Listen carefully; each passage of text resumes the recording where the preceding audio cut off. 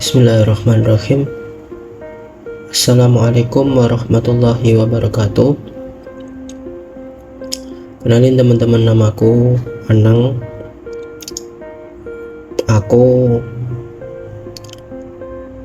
seorang introvert mungkin ya, karena memang aku belum mengecek secara kedokteran atau konsultasi dengan yang ahli, tapi secara ciri memang aku memenuhi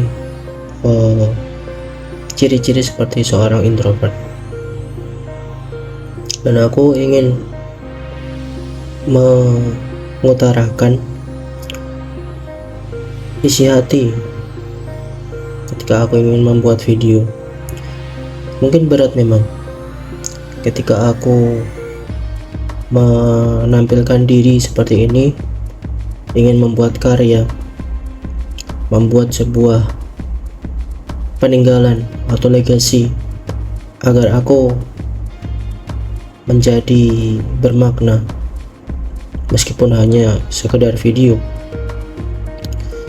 Tapi aku ingin dengan videoku ini setidaknya aku pernah mengatakan atau berkontribusi dengan introvert yang lain kalau kamu tidak sendiri, kamu ada teman. Meskipun kita tidak bersama, tapi di bagian bumi yang lain, dimanapun kita akan saling menguatkan. Sahabat introvert semuanya, aku kadang iri, terlepas dari gender. Aku melihat kalau misalnya perempuan-perempuan itu ya, kalau mereka pergi atau sekedar ingin ke belakang saja, mereka mengajak temannya. Mereka seperti sohib yang sangat lengket, satu paket gitu. Kemana mereka mengajak temannya, ke sana ke sini mereka mengajak temannya. Mereka tidak pernah show sendirian. Dan memang secara gender bisa dibayangkan kalau betapa bahayanya kalau mereka sendirian, karena memang wanita sangat memancing perhatian lawan jenisnya. Tetapi pria sebaliknya, kalau misalnya mereka pergi ke suatu tempat, ke sana kemari, ingin mengajak teman, tapi kesannya seperti mereka lemah, atau mereka kurang berani, atau mereka seperti banci misalnya mungkin ya. Itu sebenarnya sangat menekan. Meskipun sebenarnya aku pun tidak masalah kalau misalnya aku kesana kemari sendirian, tetapi yang namanya kesendirian itu cukup sangat mempressure dalam jangka waktu lama. Oke, sendiri, misalnya di kamar sendiri, atau misalnya ke warung sendiri, atau misalnya jalan-jalan sendiri, oke. Tapi coba bayangkan, bertahun-tahun aku bekerja di kantor.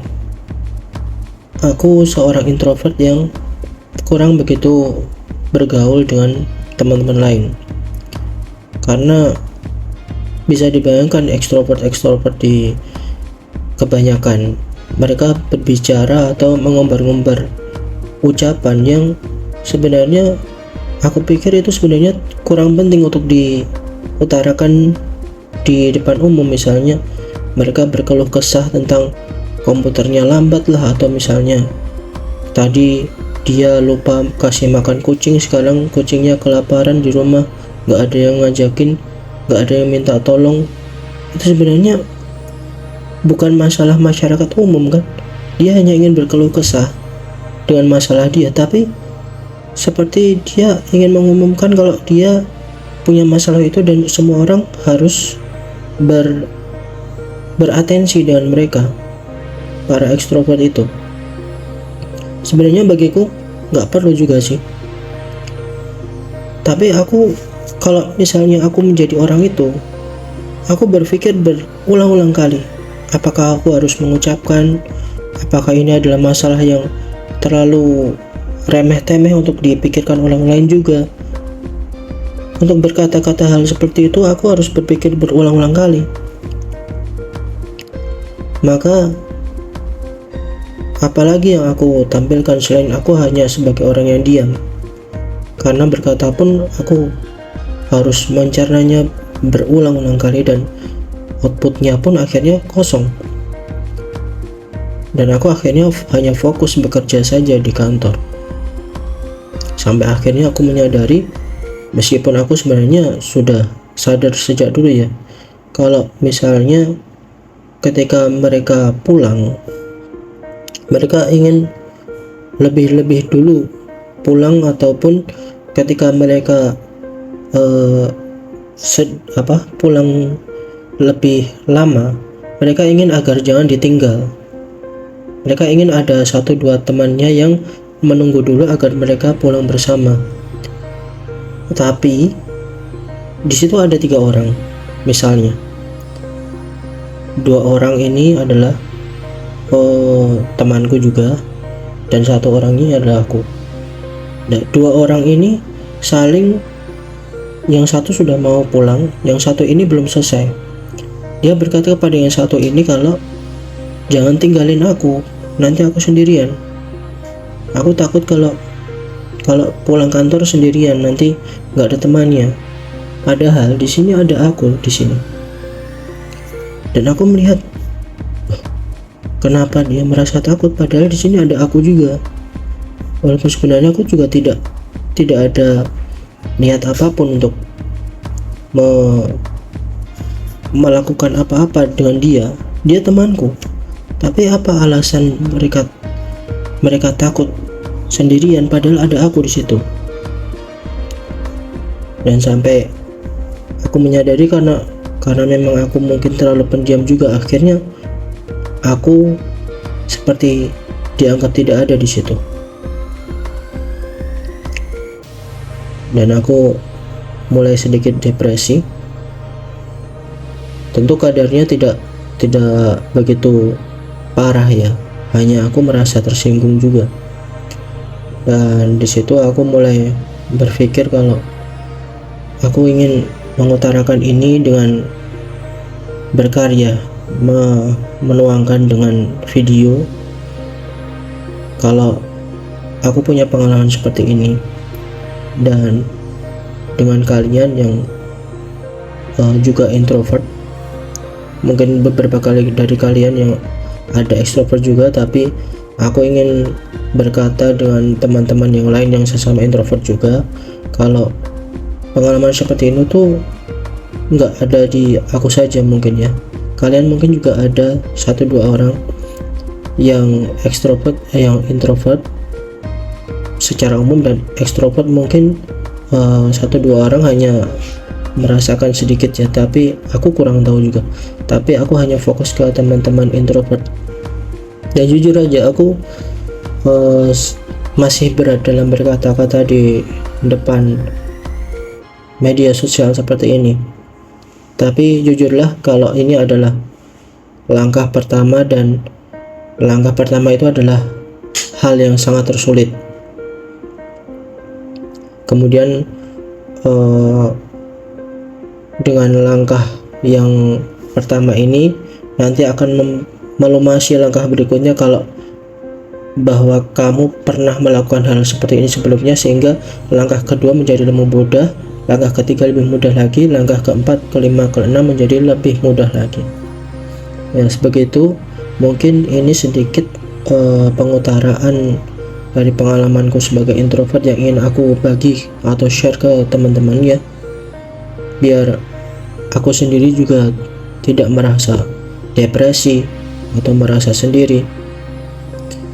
Dan aku ingin